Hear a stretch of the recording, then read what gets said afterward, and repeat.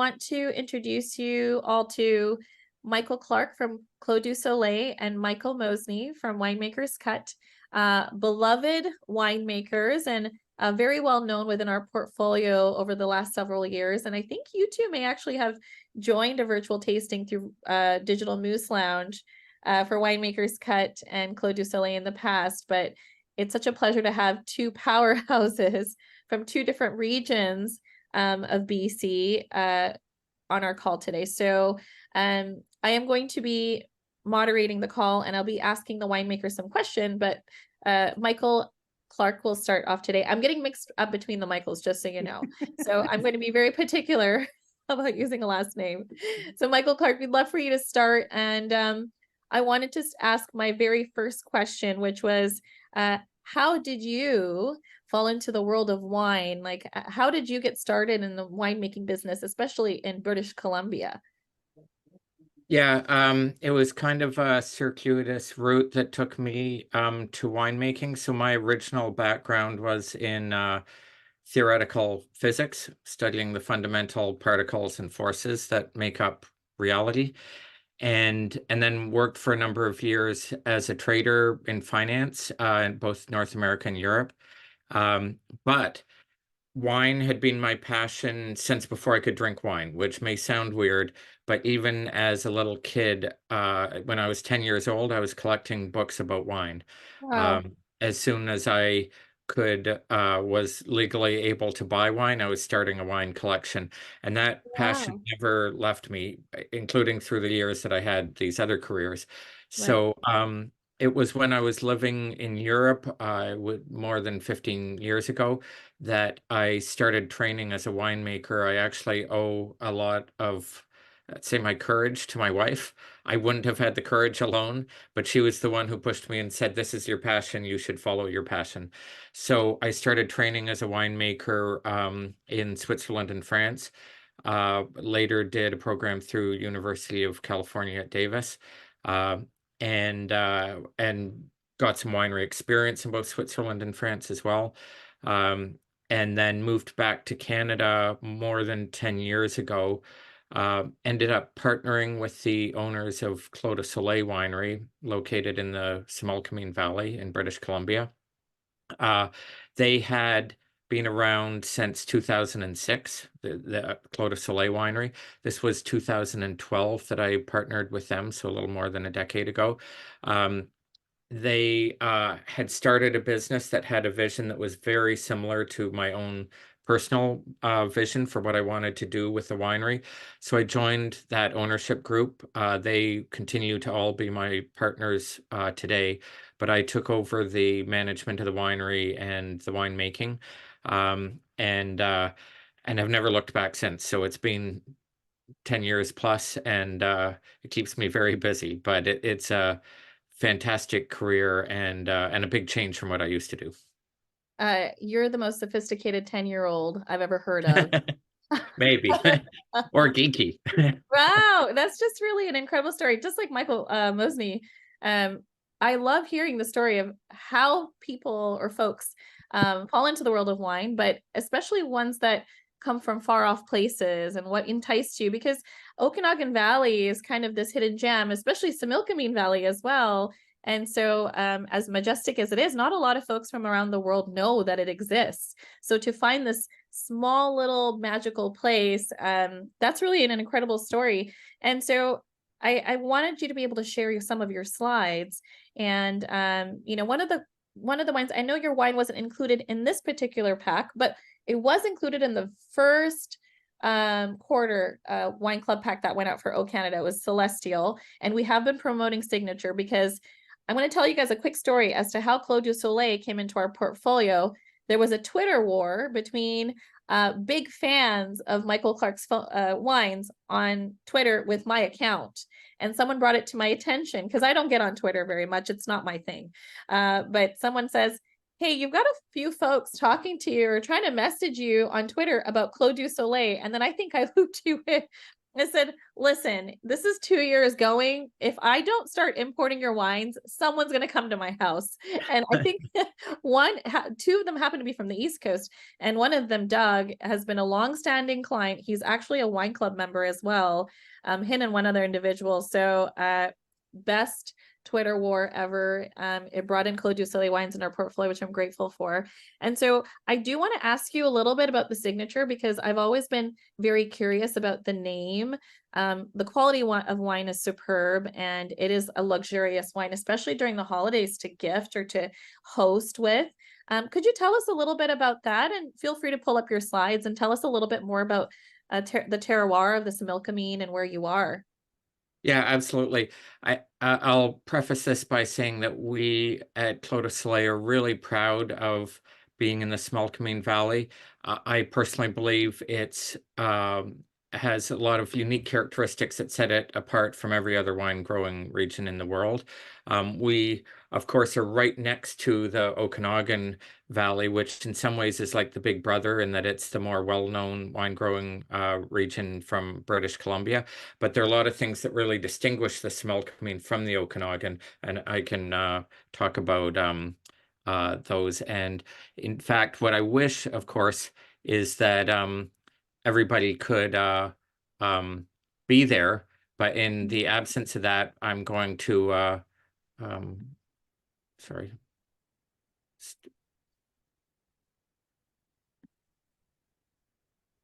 You can see my slides? Yes, perfect. Great. Beautiful. In the absence of that, I have some pictures so that it's the next best thing to try to give you a sense of what the valley is actually like. So Beautiful. it's a very narrow, long valley with very steep mountains at either side. So these pictures around various sites at Clos du Soleil give you a sense of those steep mountainsides. You have very, very rocky soils, and you have high winds. One of the distinguishing characteristics of our valley is it's known as the organic farming capital of Canada. That's not only certified organic vineyards, and all of ours are at Clos du Soleil, but it also includes organic ground crops, organic orchards, and so on. And those high winds that I mentioned are one of the reasons why organic growing in the Similkameen Valley is kind of a no-brainer. It helps keep down insect pressure and disease pressure. As mentioned, we're just outside of the town of Karamios in the Similkameen. We were started in 2006. The vision back then was to have a small, focused portfolio that really expresses the terroir, expresses what's unique about the place through our wines, and that continues to be the case today. That's yours truly. Admirable. I think we have this in many ad campaigns. Um, when we were talking about what really makes the valley unique, it's these super stony soils, hot temperatures. It's a desert-like climate, and these high winds. And my job as the winemaker is to try to translate that sense of place, those unique geographical characteristics, into the wine. The philosophy at Clos du Soleil is what I call low intervention or minimal intervention winemaking, which is to say I try to do as little as possible. We're making classically styled, elegant wines, but if they are not a transparent window into the place where those grapes were grown, then I have failed as a winemaker. And the way that I can most easily fail is by trying to manipulate things. And so that's the whole concept behind trying to do as little as possible so that it's what's unique in the soils transmits itself into the grapes, transmits itself into the wine.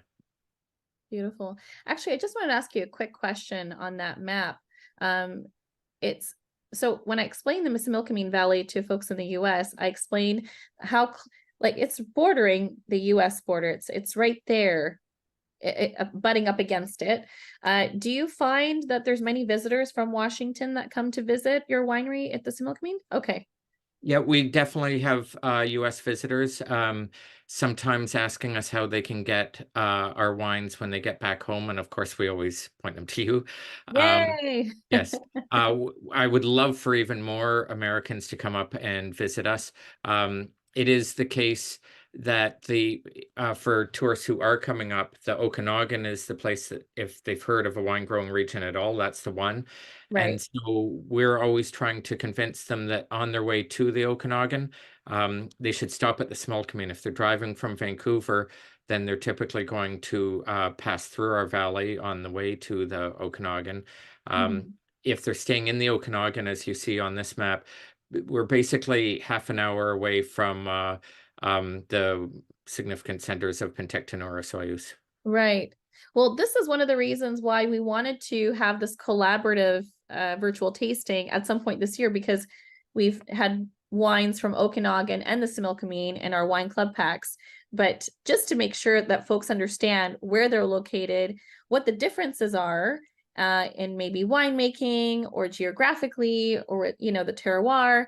But I loved your slide where it says we are not the Okanagan. Yes, there are very two distinct, very, regions. And so that's what we want. I'm like, it was me and, the marketing team, you start pitching ideas and what we're going to do. And I said, what if we had two of them just go head to head? And I remember one year we had a virtual tasting, one member from the East Coast, another one from the West Coast. Let me just admit Michael back in. Let's see here.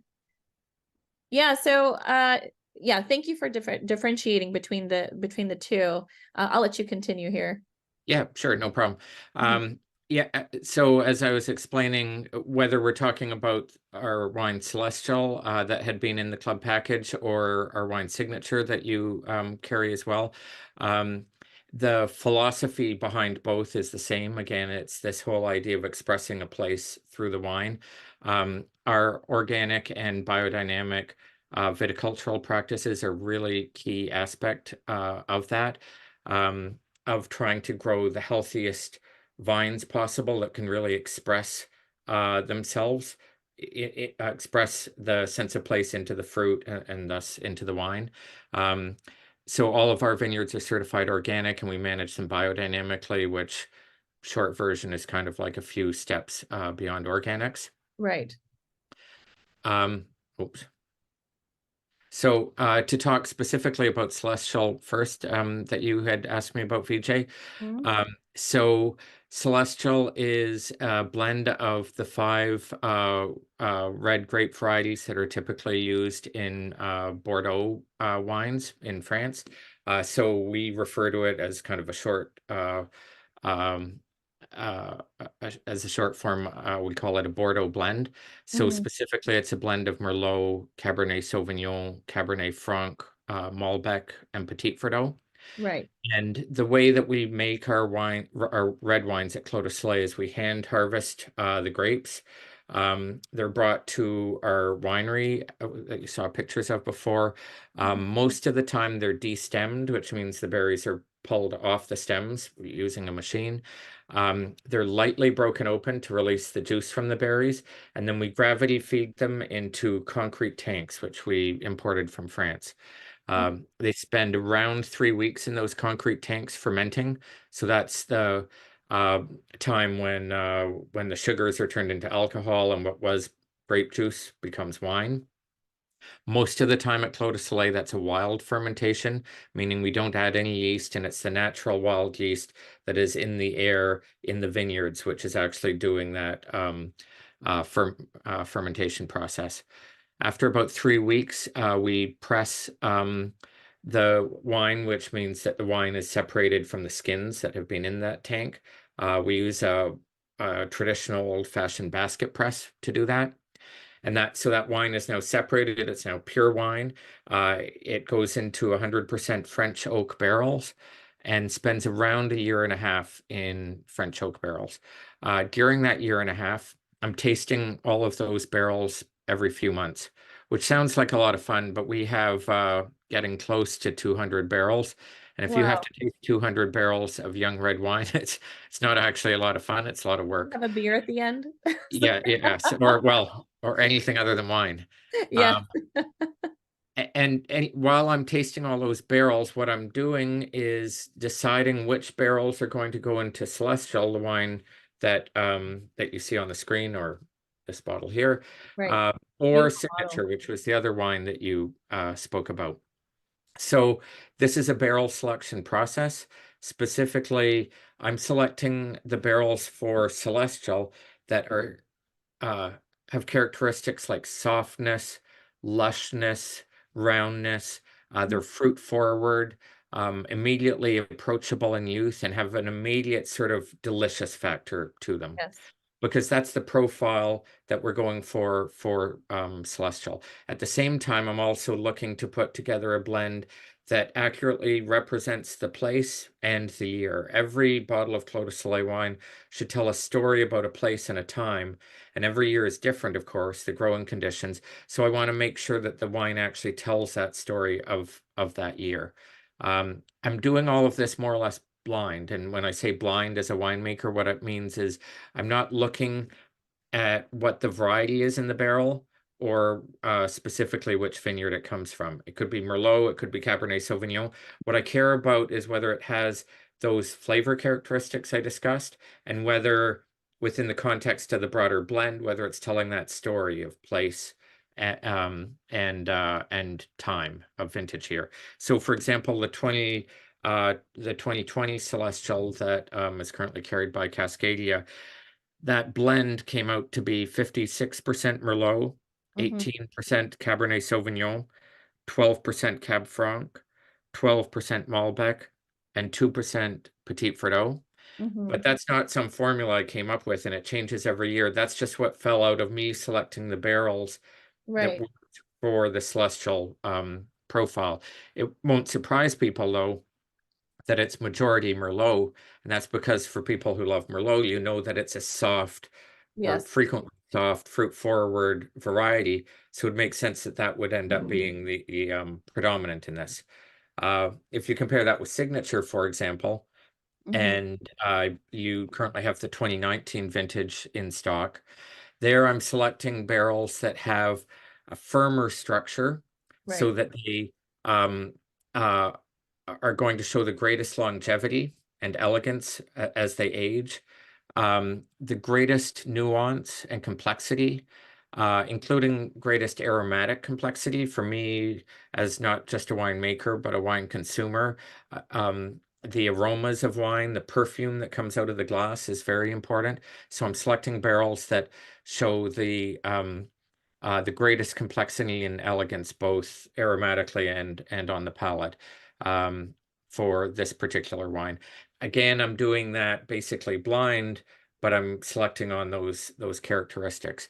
All the lots that go into consideration for Signature are wild fermentation, as I mentioned, and then to give the consumer the most pure experience of our wine. It's not filtered or manipulated in any way. So once I've decided that blend, the wine is taken out of the barrels after the year and a half. It goes into tank to settle, to let any solids go to the bottom, and then the clear wine on top goes into the bottle otherwise untouched. And that's very much in keeping with the Clos du Soleil winemaking philosophy. And just so everybody knows that this is a very difficult thing to do successfully, especially if you're allowing the hands of God and nature and for things to take its place and take its natural course and to not meddle with it, right? So the fact that you're kind of blindly selecting between the two, but you hit the nail on the head, because when I first sampled the Celestial, and I think that's why it's such a great value, like a luxury wine, actually, because it's a great price point for the amount, the quality that you're getting.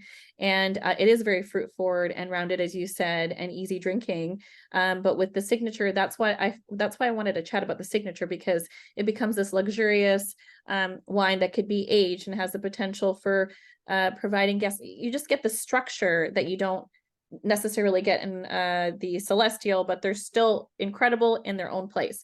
So thank you for differentiating between the two, because that's kind of how we pitch it here.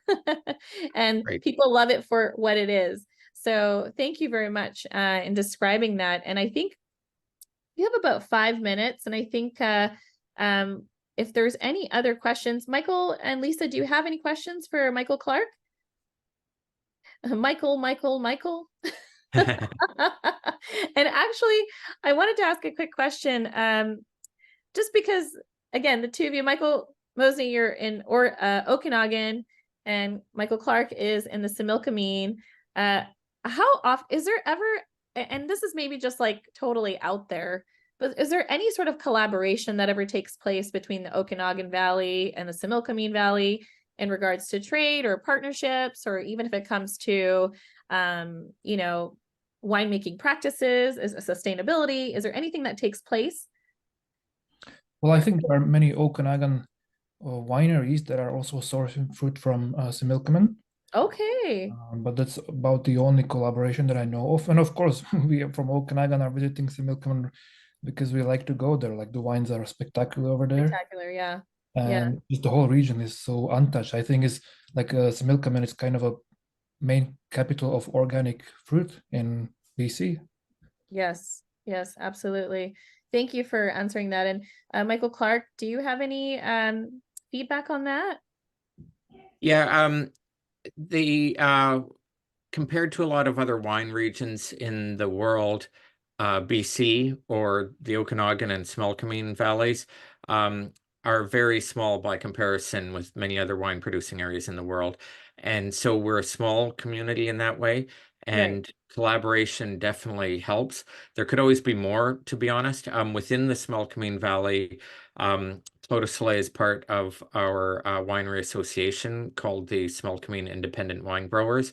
And within that organization, we collaborate closely with other wineries in the Similkameen Valley.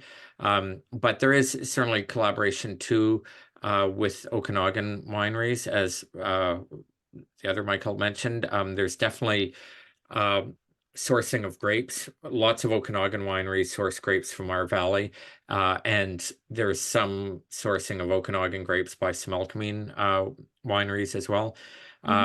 But sharing of knowledge and strategies in what's a challenging environment, to be honest, we all face climate change, among other things. Sharing knowledge and strategies between winemakers is really important.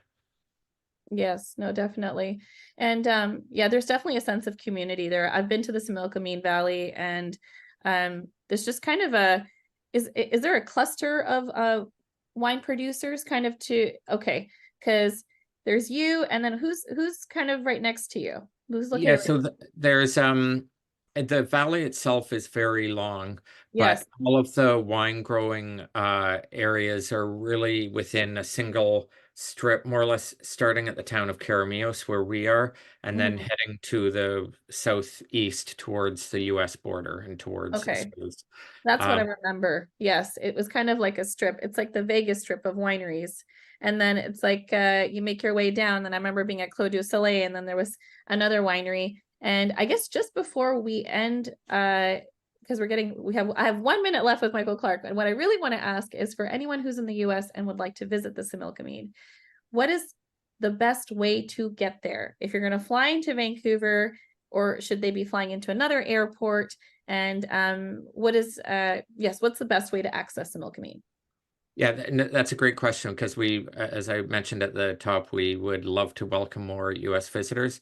Um, Flying into Vancouver is one easy way. You could then drive to the Similkameen from Vancouver. It's absolutely gorgeous because it'll take you right through the mountains. There are Mhm. basically two main highways to take you to the interior. The Coquihalla, which goes very high and takes you to Kelowna, or Mhm. Highway 3, known as the Crow's Nest Highway, which would take you right to the Similkameen. So the important thing is to take Highway 3, the Crow's Nest, to the Similkameen. Absolutely gorgeous drive, maybe about 4 hours. Mhm. Um, and it'll take you right along the wine route. The other possibility is flying into Kelowna. That puts you right in the Okanagan Valley from the start. And as you explore south through the wine regions of the Okanagan Valley, it's easy to pop over to the Similkameen. Like I said, it's basically a half-hour drive from Penticton or Soyuz, both of which are communities right in the heart of wineland. I didn't realize it was only 30 minutes. Yeah, Yeah. yeah, very Oh, easy drive. So you don't have, you can certainly come and stay and spend a few days in our valley, but you don't have to, because it's so close. You can right. pop over for an afternoon, visit 2 or 3 wineries, and head back to the Okanagan. Okay. Well, fantastic. Um, anyone have any questions? Well, now that we know how to get there, and just so just so you guys know, we've partnered with a couple of wine tour companies in BC. I think Divino Wine Tours is one that handles southern parts of Okanagan. But if there's any tour companies, Michael Clark, that ever comes to mind, I'll shoot you an email. But we're always looking for someone that will help take care of our club members over here, for example.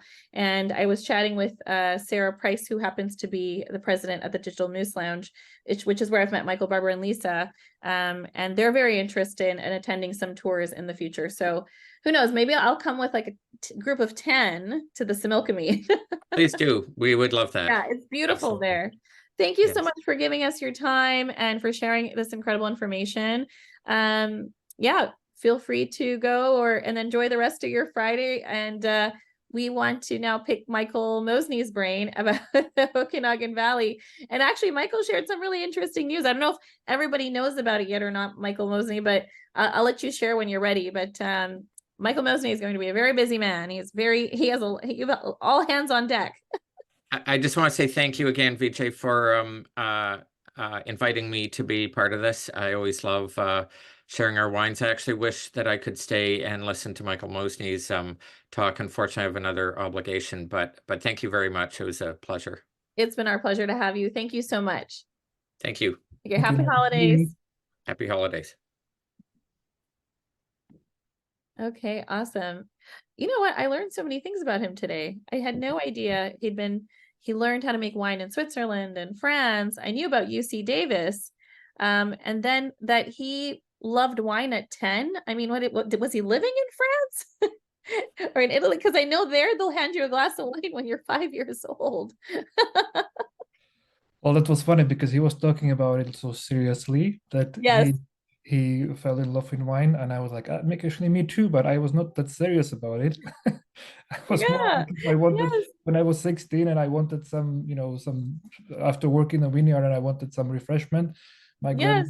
grandma she handed me a wine mixed with water, and this is your refreshment. So like I had to It's like drink it, juice. This is some grape juice.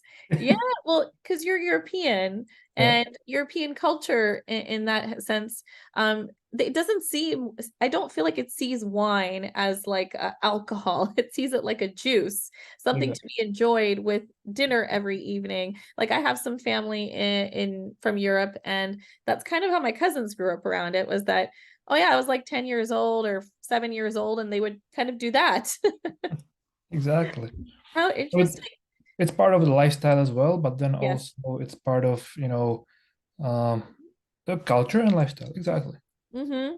And so now that Michael, Barbara, and Lisa, you've met Michael Mosney before. I'm just going to start saying Barbara and Mosney. Um, you guys have all met at a Digital Moose on virtual tasting, and I remember one of the things that really stands out all the time, Michael Mosney, is the playing classical music to the vines, right? And just so I'm going to ask you the same 3 questions so that we can go with the flow for everyone else that's going to be looking at the virtual later.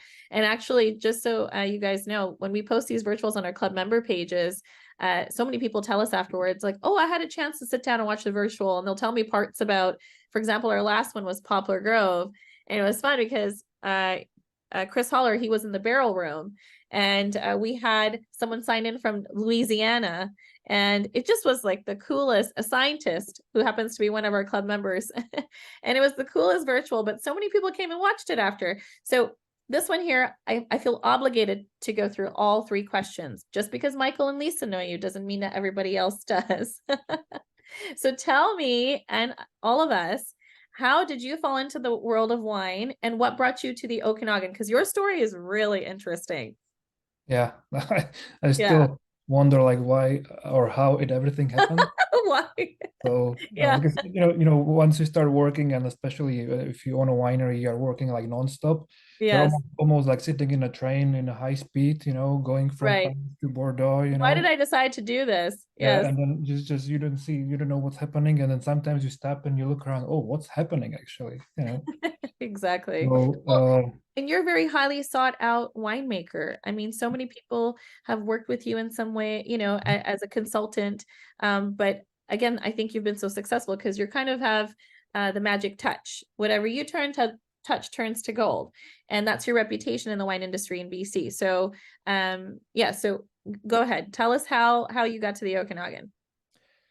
So basically, I like I said, I started drinking wine when I was very early, and the Yeah. varietal that I started drinking and I was enjoying and working on it in the vineyard ever since I was little was the varietal known as Gruner Veltliner. Not very well known varietal, but we are one of the few wineries in Okanagan producing this varietal. Mm-hmm. And then later on, when I became legal age, I started making my own wine, learning of my own mistakes, and then also right after I finished my university, actually, when I was still studying university, I started working for the largest winery in Slovakia. That is actually also a huge sparkling wine producer and also brandy producer. Okay. And simultaneously, I was also running my own boutique winery, producing only very small amount of cases from my own vineyard. But that was typical for a lot of villages in our wine region in Slovakia. So for people that don't know, Slovakia is located between Poland and Hungary. And our vineyard was actually located like an hour drive from Austrian border. Oh, wow. Okay. Like basically 1 hour drive was Czech border, 1 hour drive was Hungarian border, and 1 hour drive was the Austrian border. And that's basically how I learned how to make wine, and I gained my customers, and it was getting too much. I was only me. It was only me and my wife. Mm-hmm. And then we thought about like let's do something with our life. Like we are still young. At that time we were still young. So we thought about let's do something else. Let's go and travel. So we thought about it, and then we decided to go to Canada. The Mm-hmm. reason why we came to Canada is also very simple. We didn't even know that Canada is producing stable wine, still wine. Only thing we knew that Canada is producing ice wine. Uh, Mm-hmm. and we learned about Okanagan Valley actually from a TV show. Was a very famous TV show that aired around the world Right. by Jason Priestley and Terry David Mulligan. It was called Hollywood and Vines TV. Mm-hmm. So they invited famous Hollywood actors and they interviewed them and they tasted wine and they visited also different wine regions. Mm-hmm. That's how we got to know Okanagan. So when I saw Okanagan only in TV, I was already impressed. Like I was like, this is something like I never even dreamt about. So we investigated, we Googled Okanagan, we saw it, and then we decided, okay, let's give it a try. Mm-hmm. Well, So and it's really interesting. So y'all watch 90210 growing up? Right. So when he says Jason Priestley, right? Like it rings a bell. And then Terry David Mulligan. I mean, I think he did some stuff on Much Music and I music. Yeah. So these are like you've got celebrities that inspired you, but what's played out over the last few years is that you're actually in partnership with them now. And you guys have curated a new wine of your own, which I'm going to ask you about on the call in a little bit, because that's something that you guys are going to launch and, want to get the name out there and the brand out there in the US, which we are actually already selling. And we're going to have to put another order in next year. So it's just an incredible red blend and white blend. But okay, so now you're in the Okanagan, and then how did you connect with now that they've inspired you? How did you end up connecting with them to get into wine, to build a brand together? Well, like first of all, like when we landed in Okanagan, I started to get to know the vineyards. I opened a Right. small vineyard management company because I saw that there is a lot of, I would say, like extremely rich people that own Yeah. houses in Okanagan. Okanagan, but That's they also wanted to own a vineyard, but because it's a nice scenery, but we yes. didn't want to care about the house. So I immediately, okay, I'm in Canada. I have an opportunity to start a business. Let's do it. So I started a small vineyard management company. That's how I started working with the soil, the vines, and I got to know the climate, the terroir basically. Right. And I got to know also people working in other wineries, other winemakers, and they all were talking about Jason Priestley owning a winery in Okanagan. It was a big thing, you know. Right. And the second big thing was Terry David Mulligan and his podcast about wine. That Right. time, I think he also lived in Naramara in Okanagan. But I didn't really pay attention to it, you know. But everybody in Slovakia asked me, "So where is this wine region? Like, what's so famous about the wine region?" Like I said, like, yeah, you know, Jason Priestley. Well, he owns a Oh. vineyard. Oh, you were name dropping. Yeah, Yeah. but Well, he used to own, is it Black Hills Estate? yes, yeah, The Nota Bene was a yeah. very popular red blend, which previously sold in the US actually. I tried to get my hands on it. I don't think they're exporting anymore. And then I think it was sold off to somebody else, from my understanding. But I guess, okay, so it's really incredible that you guys ended up working together, because he did play such a big role in inspiring you.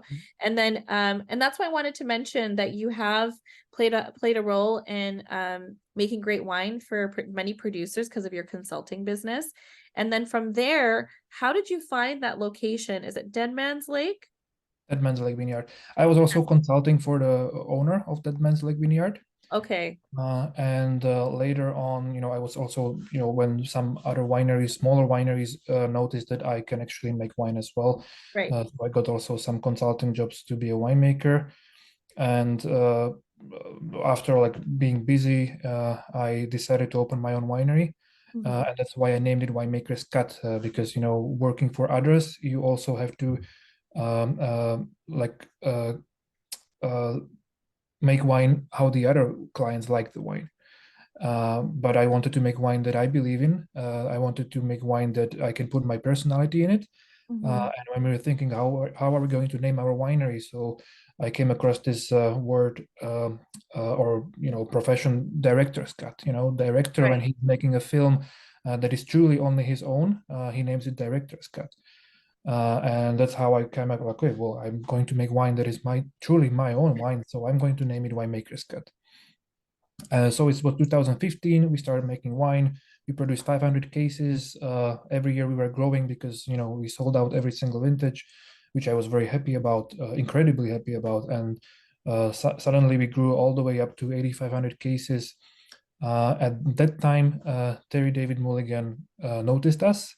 We met at a wine show in Victoria on Vancouver Island. Right. He came to see me and he said, like, well, I'm buying your wine. Like, who are you? Where did you come from? Like, out of nowhere, there's Winemakers Cut everywhere. Yeah. First of all, I was like, wow, really? Some like I don't even know if it's Like, who everywhere. does this guy think he is? He comes in here from Slovakia, he's playing classical music to his vines, he's making awesome wine, and it's selling out. Who are you? Yeah. So Yeah. then I told him all the story and he was like, wow, this is a great story. So and then by the way, also, like, I think a couple months after COVID came, you know, so we Right. all were stuck at home, and Terry phoned me like, let's jump on a Zoom call with Jason and, you know, tell him this story. So we were talking, we were actually having fun drinking wine, so we repeated it many times. And then suddenly the idea came up, like, well, this story is such a great story, like, why don't we put this story in a bottle? Wow. And that's how it all started. Well, I think I was on Terry's podcast. He asked me to interview, and I think I dubbed you one of the best winemakers from the West Coast of Oh my Canada. gosh, Yeah, that's you are. I mean, I've been buying wine thank for 5 years from Canada, and I can say that I didn't question the quality of Q&A when you told me about it, because if you're working on that, I knew the production would be incredible. And so just really quickly, so I recently, yeah, so we're dubbing you the best winemaker on the West Coast, and then Q&A comes around. So now, just so folks know where Dead Man's Lake is located, just because we're chatting about it, where in BC is it? Can I share my Sure, yes, because absolutely. Yeah, I'll just make I sure put you it. can share. Yeah, absolutely. And I also want to ask, what is everybody drinking? What do you have in your glass? I can show you what I have. I have the Bohemian Winemakers Cut Syrah. I received my club pack yesterday, and I happen to be this is not my bedroom. I happened to be visiting family in LA and I left my family. They're having dinner, I think. I'm going to meet them back I'm in Pasadena. Yay! Look at that. Everyone's drinking Winemakers Syrah. That's awesome. Yeah, it's such a great wine. Actually, from here, I'm going to take it back to my uncle's place. It's delicious. It's fruit forward. It's just really balanced and round, and it's just delicious. Yeah. What are your guys' thoughts on it? Oh, pretty much the same. When Yeah. we opened it right away. Yeah. Okay, good, Yeah. good. And I think, do you want to tell us a little bit about this wine since we've got a few more minutes? Me? Time. Sorry, Yeah, I'm just trying to share the screen. I think it's not possible. I don't know what's happening here. Oh, that's okay. Okay. Yeah. Anyway. Well, the vintage is the 2020 Bohemian. And Yes. where did the name Bohemian come in? Because that was new to me, the label for Bohemian. So can I go a little bit back and explain the vineyard where it's located? Because I think it's very Totally have important for 15 this wine. minutes. We have a Okay. glass of wine in our hands. You totally have time. Even Michael Barber is.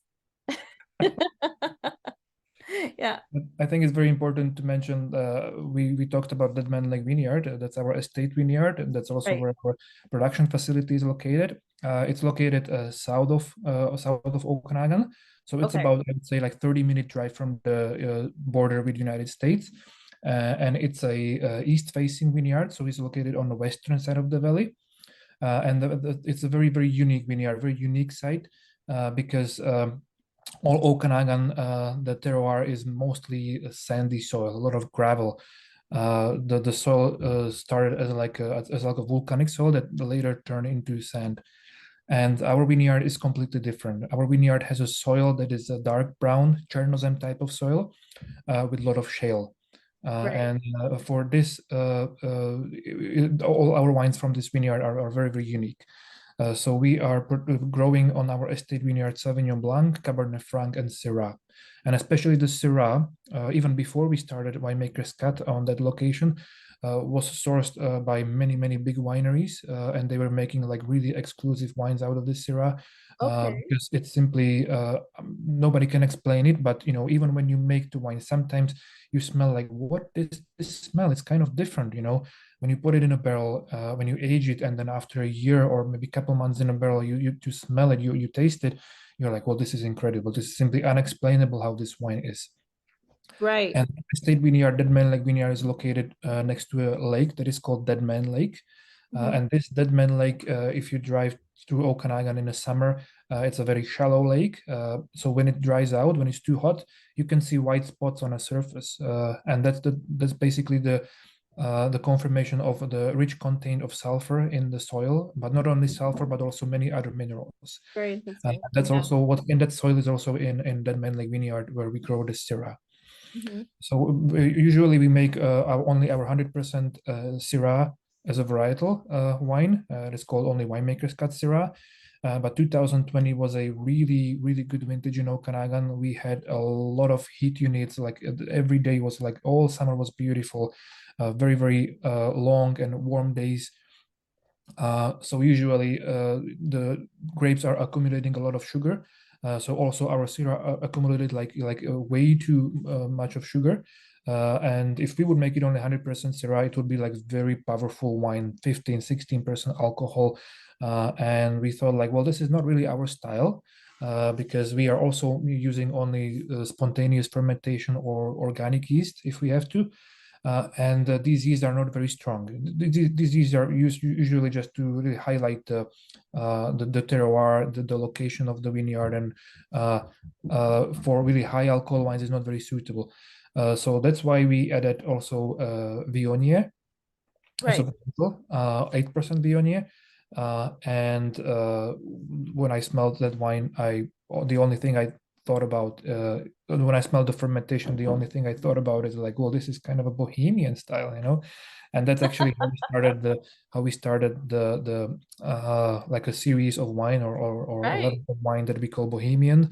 Yes. And it means basically that we are making these wine only in extraordinary vintages, and each wine that we put into this line it has to evoke like bohemian lifestyle. You just want to sit, have a maybe a cigar and just sip this beautiful, beautiful wine. It is beautiful wine. And what's interesting, you have Slovakian, American, and French oak. Yes. So we are using many types of oak in our winemaking. That's unique. Yeah. It's unique because like I'm also an immigrant in Canada. So when I came, I met so many different nationalities, people from different nationalities.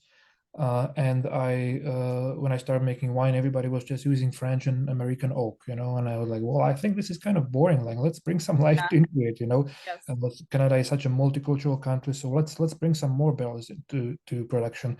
So we brought in some Hungarian barrels, Slovakian barrels, Bulgarian barrels, even Russian barrels before it was possible. Now it's not possible Is anymore. there really Russian barrels? There are Russian barrels, and they're actually really, really good. Yeah. That is incredible. I did not know that. And well, and I actually want to highlight some of your successes about your wines in the US market.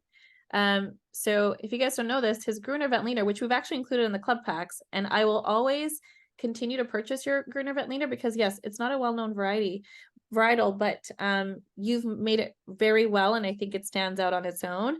But we actually sell that at the Morad, which is a Michelin star restaurant in San Francisco. I also want to highlight this Syrah and even your previous Syrah because we sell it to a wonderful client, Evan Goldstein, who's well known for his book, Perfect Pairing. So it's the book you guys received in the book club. The author also owns a company called Master the World. He sells like these miniature kits to train upcoming sommeliers and people who are going to school at the Culinary Art Institute of America. And so he purchases this exact, and actually we just sold out of the Syrah because we put out the club orders and then he placed an order and now we're officially sold out.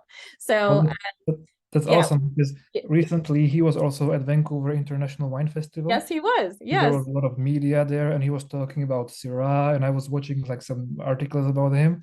Yes. Talking, I recently had some Syrahs from the Okanagan, and I was like, come on, mention the name of the winery. It's your Syrah. He's been buying your Syrah for 3 years straight, not another brand. It's been strictly, he only requests your Syrah. And I know that he knows there's other Syrahs that are incredible, but there's something about your Syrah that he likes to share amongst his students and his clients.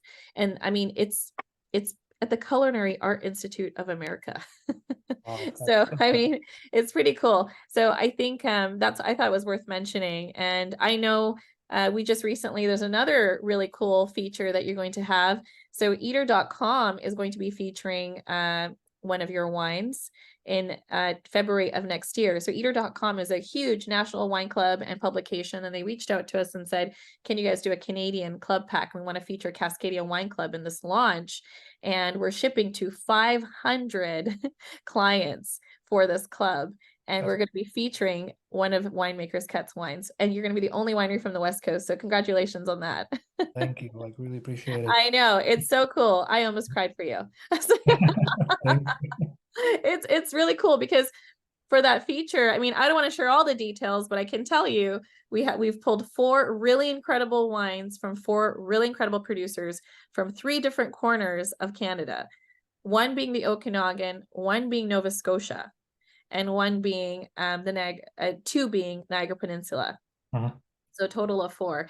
And when you see the brands that we're featuring, I mean, it's just going to blow people's socks off. So we're excited about that in February. You guys will read all about it. But Michael's wines will also be featured there. You have about 5 minutes to go. I don't want to hog all the questions. Does anyone else have any questions for Michael? I wanted to go back to the difference of the wine barrels, the oak, getting one from other than the American and the French oaks. If your wine was made in an American or French oak barrel, like, how do you feel it's different with this new type of barrel? Oh, good question. So, like, I had to learn it from my own experience as well, also by talking to other winemakers. And because in Slovakia, I couldn't grow Syrah, for example, I couldn't grow Cabernet Franc. These are not varietals that would grow in that region. So when I came here, I also had to do a lot of just practicing and trying if it works or not.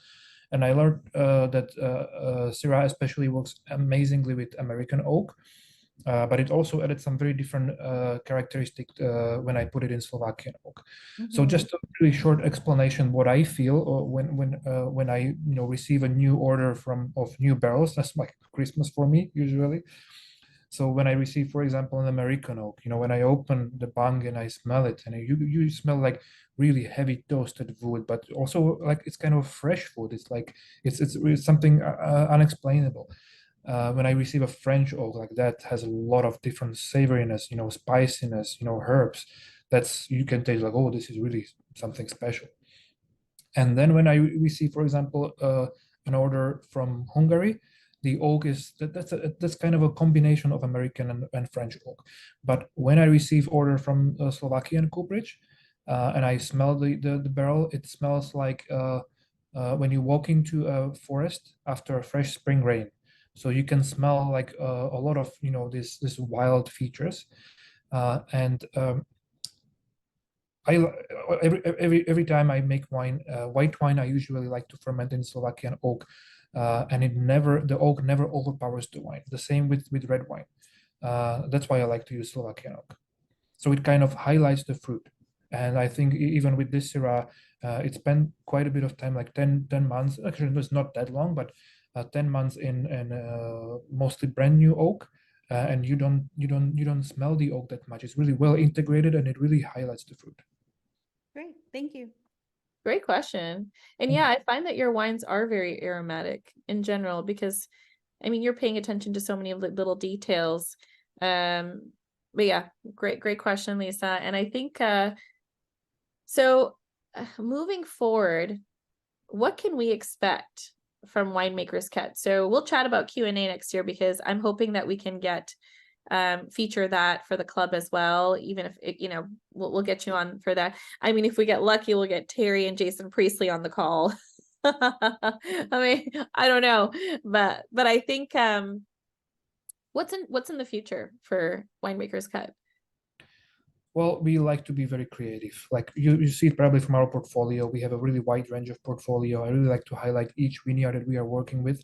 That's why we have about 15 different wines in our portfolio. And the 2023 won't be different. Like this year, we are going to make a little bit more sparkling wines because Okanagan Okay. was hit with a lot of wildfires Right. this year. And also like a huge frost damage. Right. So we every winery is reporting like 50, 60, even 70% losses. Wow, that's a tough year. It was a tough year, but luckily 2022 was one of the biggest year in our production. So that's why Good. in average we are good. Right. So I'm happy that I will be able to make more sparkling, more traditional method sparkling wines. Okay. And that's why I was trained in Slovakia in the largest winery. Where I worked. And as far as Q&A, there is also some really exciting things that we have in line. We are working, the cooperation with Terry and Jason is awesome. We go along really well. When we meet, we talk only about wine. What could we do? What can we produce? And that's just the fuel for my my vision. Right. So I like to continue making something really interesting. So it won't be only Q&A red, Q&A white. It will be every year maybe something different. Okay, well, I love that because it kind of creates like a pop-up feature and it'll entice new clients. But I think with that being said, I just want to wish you a happy holiday. I know you have a lot on your plate and plan for next year, which I'm very excited for you. I hope you take a lot of naps. And I think, and Michael and Lisa, it was such a pleasure to have you guys on here.